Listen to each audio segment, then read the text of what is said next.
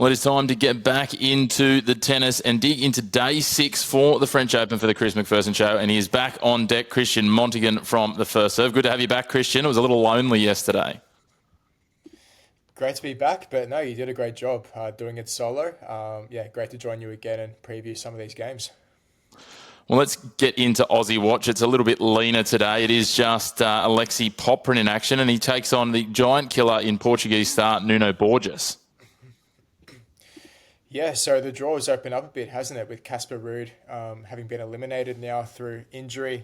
Won one game of the last 2 sets against Nuno Borges, who surprisingly goes through now, who, sets up a day with Alexi Poprin. So from Poprin's perspective, it's a big opportunity now to reach the 4th round.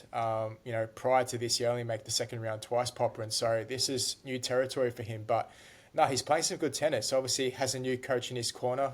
His old coach, Xavier Malisse, left him a couple of months ago. So now he's with Wayne Ferreira, who recently coached the likes of Francis Tiafoe, trying to get him to a top 10 place. So, yeah, Ferreira's very experienced, and I think it's showing in Poprin's game at the moment. I think he's a bit more confident. You would have known, Chris, that at the start of the season, the results sort of weren't going his way, but reached that Monte Carlo quarterfinal back in April, and he's slowly starting to regain that form, which saw him win a Masters title last year. So, Borges isn't going to be an easy assignment on clay, that's for sure. But look, this is a winnable game for Poprin on paper.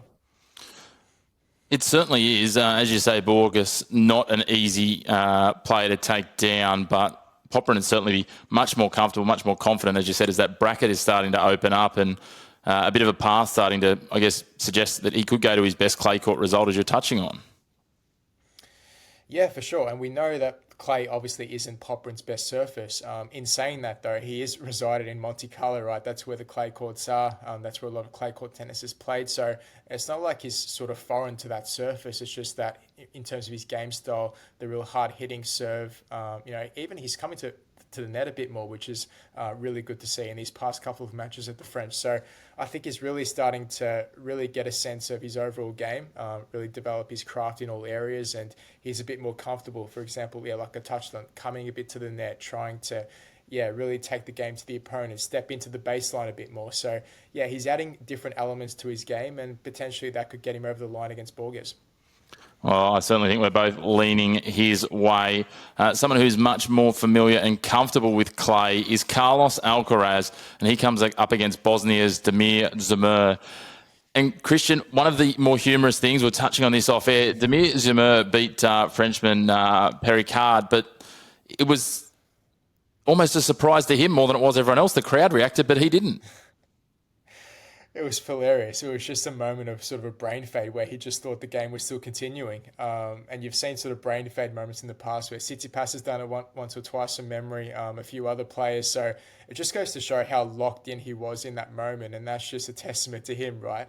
In the concentration levels that you have to have, because there's no other reason why you shouldn't know that you've won the match, right? It was obviously a pro-French crowd. They would have been silent. He got over the line against Pericard in 4 sets there. So, coming into this game against Alcaraz, obviously it's a different beast entirely. You saw Carlos have 1 or 2 hiccups in that match against Fabien Marozsan, who they have a bit of history, as we touched on a couple of days ago, with Marozsan beating Alcaraz in Rome. So that tough assignment was pretty much expected. But Alcaraz survived unscathed, and I don't see any dramas here. I'm expecting Alcaraz to breeze through in straight sets and reach the 4th round once again at the French. Yeah, you'd certainly think this should be a straightforward assignment for him. These two have never played before. Zemur has, despite playing, in qualifying and in the main draw of Grand Slam since 2012, in the qualifying 2014 in Grand Slams, never made it past the 3rd round at any of them. So not only would it be a huge result to upset one of the top players in the world and on clay, it would be a huge turnaround for him to do so. And look, he hasn't looked like that in recent years. This is actually the first year in 3 where he's made the main draw of a couple of these tournaments. So Alcaraz should be a fair lay-down misère there, and he'll be popular with the home crowd. Someone who won't have the home crowd on their side, I would think, would be Ben Shelton. He's coming up against the Italians, who tend to be the closest thing to quasi-French here at Roland Garros. Matteo Gigante, I'm going to say that wrong. Christian, you're the Italian. I'll let you correct me. Yeah, Gigante is how it's pronounced. So, yeah, obviously a massive upset there against Tsitsipas in 4 sets. I mean, who would have expected that, right? We know coming in that Tsitsipas hasn't been his usual self over what you could say probably even close to 2 years now. He just hasn't found his best level. And you saw in a press conference at the Australian Open where he lost in the first round, he said, "Look, my overall tennis game isn't that bad. It's just the opposition and the players ahead of me are just too good, right? He needs to find a way to adapt to the modern game. And for this scenario, there's no real excuse, right? Because Gigante is not, barely in the top 100. He's been sort of battling through qualifying in past tournaments, playing on the Challenger circuit a bit. So for Tsitsipas on clay as well, especially a surface he really loves, obviously made the French Open final a few years ago. So yeah, really massive shock there for Tsitsipas, and it sort of asks questions of his team as well. We saw last year he separated from his dad as coach. So I don't know, maybe you have to look again elsewhere for, I don't know, a new coaching identity, just something to change in his game because, yeah, for a player of a caliber of Tsitsipas, he should not be losing these games in the second round. But for Gigante, it provides, a massive opportunity now against Ben Shelton, another player who I guess isn't really familiar with the clay. He obviously prefers more of the hard courts. That's where his success has come from. But again, this could probably be a bit more of an open game than people might anticipate firstly. So, really expecting a tough battle here.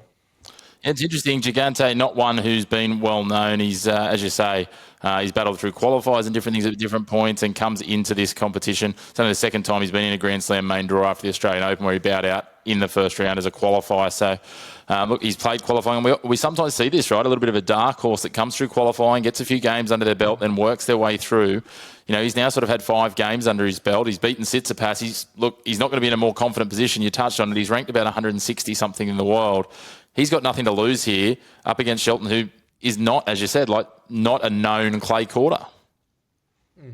Oh, it's a dangerous game for sure. From Shelton's side of things, we've seen how many seeds have tumbled right in these first couple of rounds already, and that part of that reason is because of the pressure aspect. Playing against these guys who, as you said, have nothing to lose, takes a toll on you to an extent, and eventually you're going to see a couple of shock losses, and we've seen that already this tournament. So, yeah, Gigante will go out there with nothing to lose. That would be a great opportunity for him to really establish himself against another top quality player in Shelton, who again, it's not his preferred surface, right? So, I don't really know what to make of it, to be honest. Maybe we might see a 4 or 5 setter.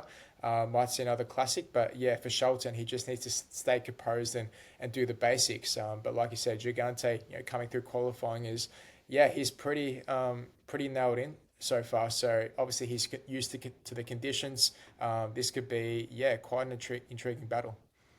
It certainly could. Next up, another intriguing battle, and again, it involves an American seed. It is Tommy Paul, and he comes up against a man who, for a long time in recent years, has been a seeded player at these tournaments, Karen Khachanov, who we know, he's made 3 quarterfinals at Grand Slams, 2 semi-finals. He's been consistent at the French Open. I think maybe 6 times. He's made it to the last 16 or better at the French Open, but he's never been able to get over that hump to get himself into that top 4 or 5. He's faded down in recent years outside of the seedings. But this is going to be a really dangerous encounter for Tommy Paul, I think. It could be, especially Paul coming off that 5-setter, right? He was 2 sets down against Fucsovics. Obviously, with the energy levels aspect, that doesn't help, right? Going into this third round against Khachanov, who, Khachanov has experienced a bit of a dip, right? Compared to the last few years where you've been accustomed to, as you mentioned, a few quarterfinal appearances at Grand Slams. He's sort of Mr. Consistent, like a sort of Andrei Rublev in his prime. We're making all these quarterfinals, but not really being able to reach that next step. So, look, this is another, I guess, danger game for Paul. Khachanov comes in as, the 24th seed.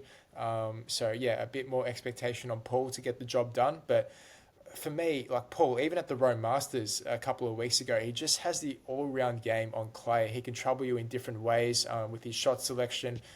He can provide drop shots, come to the net a bit, really, disrupt the opponent's game. And for Khachanov, that's something that for Paul that can use to his advantage. Khachanov really comfortable from the baseline, big server. We know all of his strengths that he brings to the table. So, in terms of matchup wise, I think this is a better matchup for Paul. to get the win. But again, that 5-set of the previous game, it just depends on how much of a toll that's taken out of him. Yeah, well, they both played 5-setters last time around. Paul also a 4th-setter against a lucky loser in the first round, so he's making it a little challenging for himself. But it's not that long ago these guys did clash in Madrid and Tommy Paul got it done in 3 sets. So I think it's a danger game, but you'd certainly have to, as you say, favour Paul. He's shown that all-round game in recent times. So looking forward to seeing that one. Let's flip things around, Christian. Let's go over to the women's side of the draw. And we talked about Bernarda Pera only a couple of days ago leading into her match against the former silver medalist in Donna Vekic. She now comes up against another powerhouse with good clay court game in Alina Svitolina. So it's not getting any easier, but she's not taking any backward steps. She's been taking big scalps. Garcia, Vekic. Can she take down Svitolina? This is going to be a tough ask. I mean, I watched a bit of the game of Svitolina against Anna Bonda. There was a bit of a rain delay after Svitolina went 3-love up, and then after that it went to a tie break, and it unsettled her a bit, you can tell. But I expect her to fully, I guess, rebound and make it a much easier contest against Pera, with all due respect, because even though, yeah, Pera's come up with a couple of great results, like the Donna Vekic, for example, in that last round, who not many people expected, right? I think we both would have penciled in Vekic to get the job done in that game, but yeah, these Americans on the clay, they're doing all right, aren't they? There's a few coming up and a few producing some good results, and potentially Pera can cause the upset. But yeah, from the side of Svitolina, she's been super consistent ever since coming back from maternity leave. She's been, really solid in these Grand Slam tournaments, and perhaps that experience prevails here in this matchup. Certainly an interesting one. Another one that is interesting is, the number 8 seed when we have a look at her in Zhong Xinwen. And she comes up against Victoria Mboko, who is this Canadian that is starting to light up a lot of people's attention. Yeah, Mboko's a name that sort of sprung to mind in the past couple of months. I've been trying to keep a close eye on her. Her power is phenomenal for such a young age. She's really got the firepower, the energy, the intensity to really match it with the world's best. And yeah, this is probably going to be her biggest test in her career to date against Kim Wen Zheng, 8th seed. She obviously won the gold medal last year at the Olympics. Very familiar with this, Court Philippe Chatrier, the surface, the clay. She's very comfortable on. So yeah, this is going to be an intriguing matchup. A lot of power in this game. Big hitting, probably a lot of shorter rallies than anticipated compared to other games because of the hard hitting, and they just love to produce winners, these two players. So don't expect to see too much rallies from the back of the baseline. This could even potentially go to a 3-setter. I think Mboko can surprise a couple of people here. Yeah, I think this could be an interesting one, and we know that Quinn Wen Zhong, when we see her, she often will just, put in a performance that is either massively above what you're expecting or massively below. She has these real blips on her radar. Obviously, that run, as you said, at the Olympics was sort of unexpected, considering she hadn't made it, past the 4th round at the French Open previously in 3 attempts. So she's one that's sometimes hard to really pin some consistency on in terms of your expectations. Yeah, for sure. And like we said before with, Gigante, for example, from Mboko, like you've got nothing to lose, right? And for Zheng, that's something you've got to be really careful about approaching this matchup. So, yeah, I think Zheng will use a lot of her experience. She's obviously made a Grand Slam final before at the Australian Open last year. She'll use that to, I guess, try and edge herself over the line, because this can be a tricky opponent, right? Obviously, first meeting head-to-head. Sometimes it can take a bit of time to adjust when you don't know their game style, especially someone so young. It can take a bit of time. Obviously the coaching staff will have to look at limited videotape, in past matches. But yeah, like I said, it's going to be a really, really fascinating battle. So to get over the line, I think Mboko, if she can really maintain her head and stay composed, she can surprise, maybe even cause the upset. Who knows? Yeah, it certainly appears the case. It'd be a great story. We love seeing one of these young stars just starting to break through, and there's been a few that have started to poke their head up in recent times. Obviously, we've already seen what João Fonseca's hit the ground running with in the men's draw initially. So, there's some of these players that have got this in front of them. Let's move on to the next match. Let's talk Clara Towson and Anna Samova. Anna Samova has been in electric form starting this, has done very light work of her first 2 opponents. Towson has had probably a little bit of a tougher run when you have a look at, that tough 6-5 win over Rus in the second round, and then also a 3-setter against Magda Net, who's no easy beat in the first round. Yeah, well, particularly, I've watched Anna Samova, that previous round especially. She played Golubic in there, and she only conceded 2 games, Anna Samova did. She was absolutely phenomenal from the back of the court, especially. The amount of winners she hit, especially in that first set, just absolutely blew Golubic off the court, and you can probably expect similar here in this matchup against Torsten, who, you got Clara Torsten as well, who's another big hitter, likes to, use the lines, hit them, in the corners, try and catch your opponent off guard. So this is going to be another really fascinating battle in terms of just the power element, right? You see so many youngsters come through, especially on the women's side, just having that raw sheer power come through from both sides, from both wings. I expect Anna Samova to prevail but wouldn't be surprised if Torsten really takes it to her. It should be, a really close battle. And certainly, I think will be an enthralling battle. Lots of power. I love that backhand of Anna Samova. It's just so strong. Speaking of power and interesting matchups, the final one we're going to have a look at to wrap out our Day 6 wrap, Christian, Elena Rybakina against Elena Ostapenko. These two both have really good pedigree at their best. If we see the best of both these up against each other, this could be a phenomenal clash. Oh, for sure. It's great to see Rybakina really string a couple of these, good wins together at a Grand Slam. We've seen, obviously, behind the scenes with the coaching situation and a couple other things haven't gone her way. Obviously, mentally, that's probably taken, a bit of a toll on her, and that's probably why you haven't seen the best of her. But hopefully that's all changed, because if these two players produce their best tennis, this is an absolute cracking contest. You got Ostapenko, obviously former French Open champion when she was only 17 years of age. And Ostapenko, she's probably looking at the draw thinking, okay, I've got Iga Swiatek in the 4th round if I can prevail here. We know the head-to-head there. It's about 5-0 or 6-0. That's tasty. Like Ostapenko in her head, she's thinking, I want to play in that match for sure. I want to prove that I can beat her once again. That'll be another motivation for her heading in. But I probably expect her to beat Rybakina here, in all honesty. Clay, in years past, hasn't been Rybakina's best surface. It's been probably the grass court and the hard for her, which she's had her most success, compared to Ostapenko, where I think if she can find the lines and hit those winners, especially on that forehand side, where she knows that, if that side doesn't break down, it's virtually unstoppable, right? You can't beat her, you can't break her down. So that's probably the one aspect where I'm looking at from Ostapenko's point of view. But Rybakina at the same time, if she brings that level and intensity, the talent's there, obviously, for all to see, it's going to be, a big match again. It's interesting when you have a look at the head-to-head of these two. Rybakina's got the last 3 wins and holds a 3-2 advantage. Admittedly, those 3 wins were all in 2023 when she was absolutely building. She got up into the top 3 or 4 at that point, I think, if memory serves correctly, towards the back end of 2023 after beating Ostapenko actually in Cincinnati, where she made a bit of a run. And as you say, those hard court surfaces do play to her advantage, just the once on clay in Rome that year. So Ostapenko certainly will be eyeing that off. I think if Iga Swiatek's got a bit of an eye on this, and I know she says she doesn't watch her draws, she'd much rather if Rybakina came through than Ostapenko, because as you said, that is just considering the form of Swiatek and how good she is. It's one of the things I circled as soon as I saw the draw was those two hopefully meeting in the 4th round, because you want to see what can carry on. Is it Swiatek's absolute red hot clay form at Roland Garros? We know what, despite the last 12 months she's had since Roland Garros, she's a different beast there. Or will it be that, the hoodoo that Elena Ostapenko has? Maybe we'll find out, maybe we won't. But again, as I said, this is going to be an enthralling match between two players. One on the fringe of the top 10, one on the fringe of the top 20. It's going to be good either way. It is for sure. I really want to see that battle between Swiatek and Ostapenko. Like I said, both players have got it penciled in for that potential 4th round clash. You look at Iga, right? She obviously swept aside Raducanu 6-1, 6-2. She's obviously, once she gets to the French Open, that's her tournament, right? That's where she flourishes and shines. But in terms of, this Ostapenko-Rybakina matchup, interesting with the head-to-head you brought up, with Rybakina winning that last 3.